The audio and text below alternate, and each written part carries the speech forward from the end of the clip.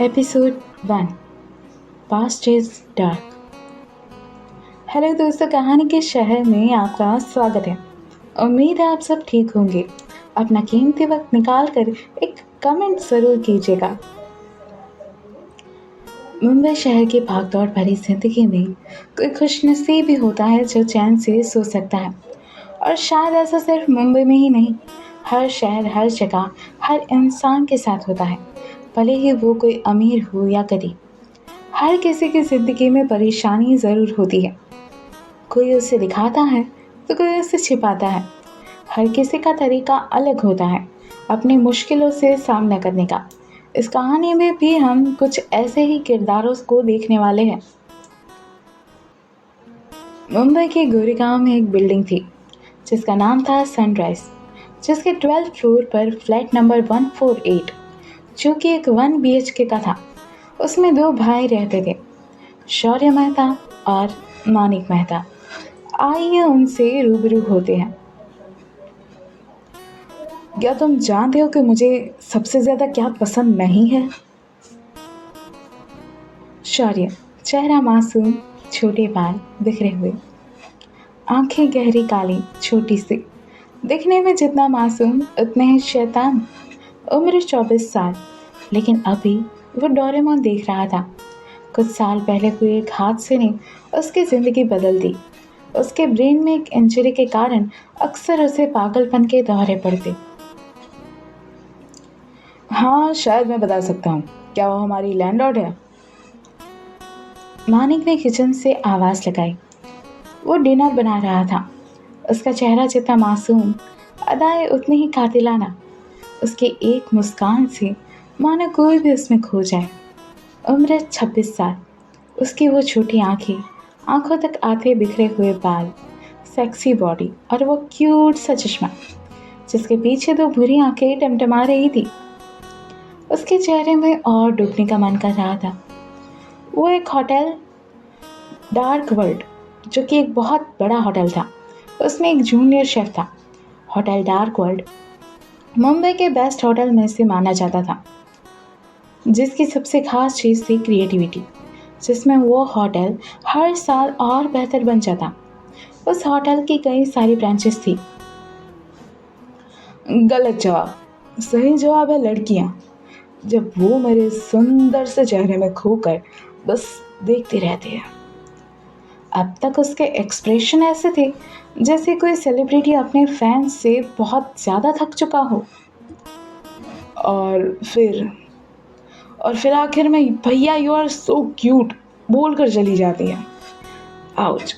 तब बहुत दर्द होता है मानिक मेरे प्यार।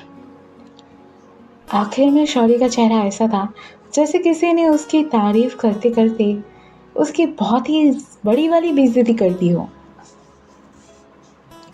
तुम गधे कहेंगे, मैंने तुमसे कितनी बार कहा है कि मैं तुम्हारा बड़ा भाई हूँ। मुझे यार बार मत बुलाया करो, मुझे पसंद नहीं है, मानिक ने चिल्लाकर कहा। तो शौर्य का मुंह बन गया। तभी टीवी पर कार रेसिंग दिखाई देने लगी, जिसे देखकर शौर्य अपना आपा खोने लगा और डर के मारी सोफे पर दुबक कर बैठ गया और चिल्लाने लगा, नहीं, नहीं, मम्मी, पापा, बचाओ कोई, मम्मी। शौर्य के चेहरे पर पसीने आ गए। उसे पैनिक अटैक आ रहा था शायद। मानिक जल्दी से उसके पास गया और उसे गले लगाने की कोशिश करने लगा, लेकिन शौर्य उसे अपने करीब आने नहीं दे रहा था। लेकिन मानिक ने जबरदस्ती उसे गले लगाया। कुछ देर ऐसे ही रहने के बाद अब वो थोड़ा शांत हुआ। मानिक की आंखों में आंसू आ गए। वो अपने भाई की ऐसी हालत नहीं देख पा रहा था। कुछ देर बाद शौर्य सो गया। मानिक ने खाना ढक दिया और अपने रूम की खिड़की के पास चला गया और चांद को देखने लगा। दुनिया का सबसे बदनसीब इंसान हूँ मैं। माफ कर दो शौर्य मुझे, मैं जिम्मेदार हूँ तुम्हारी इस हालत का। मानिक खुद को शौर्य की इस हालत का दोषी समझ रहा था, लेकिन क्यों? वहीं दूसरी तरफ मुंबई का सबसे पॉश इलाका, जिसमें बस 8 बंगलो थे, जिसमें से एक था डार्क पैलेस।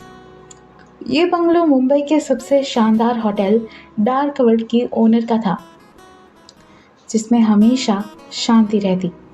शोर शराबा तो इस बंगलो के आसपास तक नहीं फिरकता था। अनीशा, तुम सुन रही हो? अनीशा, कहाँ हो तुम? सामने आओ, बुज़दिल कहीं की, सामने आओ, अब छिप क्यों रही हो? बंगलो के लिविंग रूम में आकर एक मिडल एज औरत गुस्से से चिल्लाए जा रही थी। दिखने में वो काफी अमीर लग रही थी। ब्रांडेड कपड़े, जूते और पर्स कैरी करके 2 किलो मेकअप के साथ वो तैयार थे अपनी जवानी के आखिरी पल को जीने के लिए। तुम्हारी इतनी हिम्मत कि तुम मेरे ही घर में आकर मुझ पर ही चिल्लाओ, सिक्योरिटी, सिक्योरिटी, कहाँ मर गए सब? सीढ़ियों से नीचे उतरती हुई एक लड़की, 25 साल की उम्र, दिखने में किसी अप्सरा से कम नहीं। उसकी गहरी काली आंखें, लेकिन उसमें सूनापन और क्रूरता। माना जाता था कि उस लड़की पर किसी का काला साया है, इसीलिए वो हमेशा अकेली और गुस्से में रहती है। ना ही वो अपने परिवार से मिलती है, ना ही किसी दोस्त से। जी जी मैडम, आपकी चाची है ये, तो हम इन्हें कैसे रोकते? गार्ड ने आकर जल्दी से सर झुकाए हुए कहा, कल को तुमसे कोई भी रास्ते का भिखारी आकर ये बोल दे कि वो मेरा रिश्तेदार है, तो क्या तुम किसी भी जाहिल को मेरे घर में घुसने दोगे? हाँ, क्या तुम्हें अपनी जान प्यारी नहीं? और तुम कमीनी कुत्ती, आगे से मेरे घर में घुसने मत देना, इसे समझे तुम? अनीशा जुबान की जितनी तीखी उतनी ही चालाक। उसकी नजरें, आज तक उससे कोई नहीं बच सका।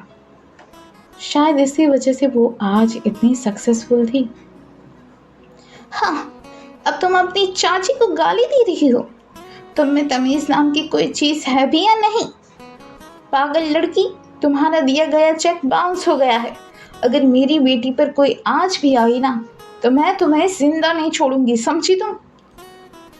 उर्मिला सिंघानिया, रिश्ते में अनीशा की चाची, लेकिन अनीशा सिंघानिया हाउस में नहीं रहती थी।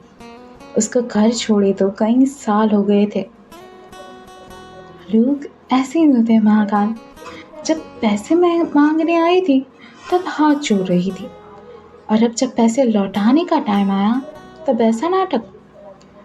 बट तुम भूल रही हो हरामखोर कि मैंने तुम पर लीगल पेपर जब साइन करवाए थे तब वीडियो रिकॉर्ड भी करवाया था। अब तुम पैसे लेकर ऐसे मुकर नहीं सकती, है ना? वरना बहुत लंबा जाओगी। अनीशा ने सीढ़ियां चढ़ते हुए कहा। उसके जाते ही गार्ड्स ने उर्मिला के दोनों हाथ पकड़े और उसे बाहर ले जाने लगे। उर्मिला चिल्लाए जा रही थी, लेकिन अनीशा को कोई फर्क नहीं पड़ा। शायद वो एक डेविल थी जिसने इस धरती पर गलत जन्म ले लिया था। रात के अंधेरे में, वैसे तो कहा जाता है मुंबई शहर कभी नहीं सोता, लेकिन इस कभी ना सोने वाले शहर में गुनाह चुपके चुपके हो ही जाते हैं। इन गुनाहों की रातों के लिए माफिया में कदम रखा रेड टाइलाइट की गैंग ने। माफिया वर्ल्ड में सबसे आगे और सबसे ताकतवर। आज रात 3 बजे जो ड्रग डील ठाकुर के लोग करने वाले थे, उन्होंने अपनी जगह बदल ली है। शिव, माफिया दुनिया में एक गहरा नाम। दिखने में वो कठोर, साथ ही आवाज में भी कठोर था। उम्र होगी यही कोई 28 साल। रेड टाइगर की टीम के लीडर, रेड टाइगर का सबसे खास और सबसे पास। उसने जगह बदली है, तुम लोग बदलो। रेड टाइगर ने अपनी आवाज में थोड़ी अजीबता लाकर कहा। लग रहा था जैसे उसकी आवाज अपनी नहीं है, वो शायद बदल कर बात कर रहा है। लेकिन शिव समझ गया कि अब उसे क्या करना है। इन सब का अतीत अपने आपस में एक दूसरे से मिला हुआ है, लेकिन कैसे? आखिर कौन है ये रेड टाइगर? अनीशा की जिंदगी क्या ऐसे ही रहेगी? आखिर क्या हुआ था? शौर्य और मानिक के साथ? जानने के लिए कमेंट ज़रूर कीजिएगा। सुनते रहिए मेरे यानी केजे के साथ। हमारी ये कहानी एक दूसरे के वास्ते